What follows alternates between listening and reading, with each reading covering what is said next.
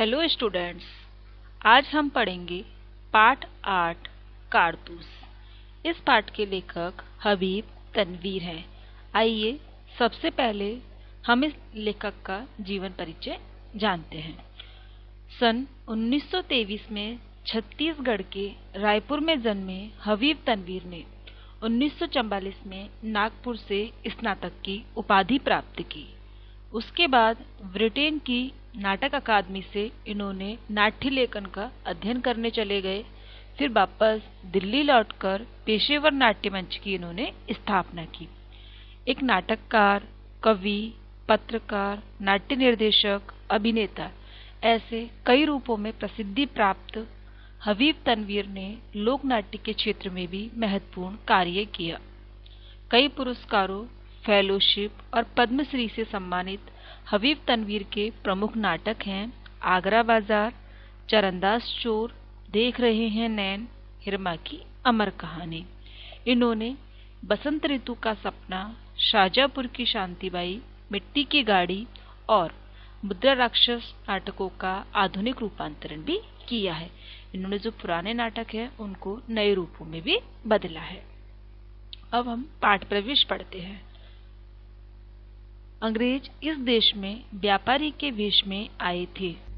शुरू में वे व्यापार ही करते रहे, लेकिन उनके इरादे केवल व्यापार करने के नहीं थे। धीरे धीरे उनकी ईस्ट इंडिया कंपनी ने भारत की जो रियासतें थीं उन पर कब्जा जमाना शुरू कर दिया। उनकी नीयत उजागर होते ही अंग्रेजों को हिंदुस्तान से बाहर निकालने के प्रयास भी उसी समय शुरू हो गए थे। प्रस्तुत पाठ में एक ऐसे ही जावाज के कारनामों का वर्णन है जिसका एकमात्र लक्ष्य था अंग्रेजों को इस देश से बाहर करना।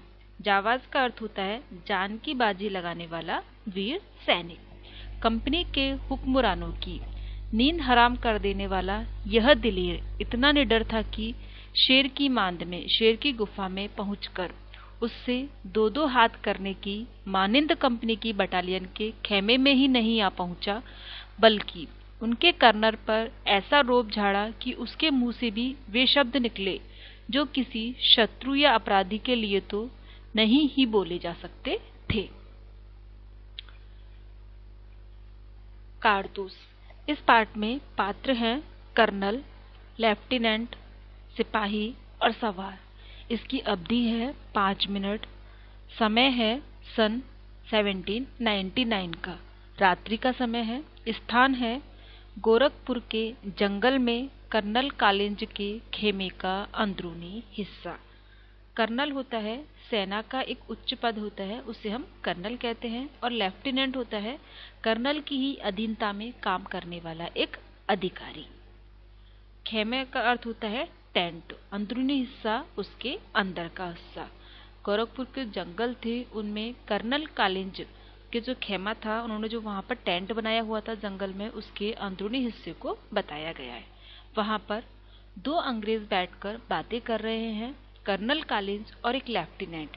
खेमे के बाहर है, चांदनी छिटकी हुई है, अंदर लैंप जल रहा है।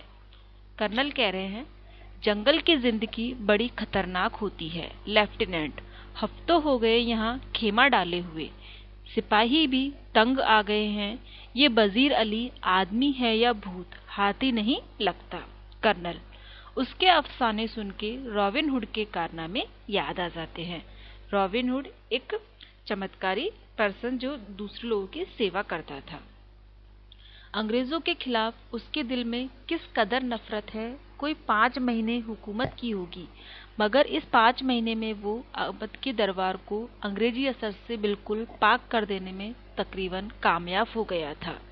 लेफ्टिनेंट। कर्नल कालिंज, ये शहादत अली कौन है? कर्नल। आसिफ उद्दौला का भाई है और वजीर अली का और उसका दुश्मन। असल में नवाब आसिफउद्दौला के यहाँ लड़के की कोई उम्मीद नहीं थी। वजीर अली की पैदाइश को ही सादत अली ने अपनी मौत माना। लेफ्टिनेंट। मगर सादत अली को अवध के तख्ते पर बिठाने में क्या मसलहत थी? मसलहत रहस्य। कर्नल। सादत अली हमारा दोस्त है और बहुत ही ऐश पसंद आदमी है, इसलिए हमें अपनी आधी मुमलकियत अपनी आधी जायदाद दे दी और 10 लाख रुपए नगद भी।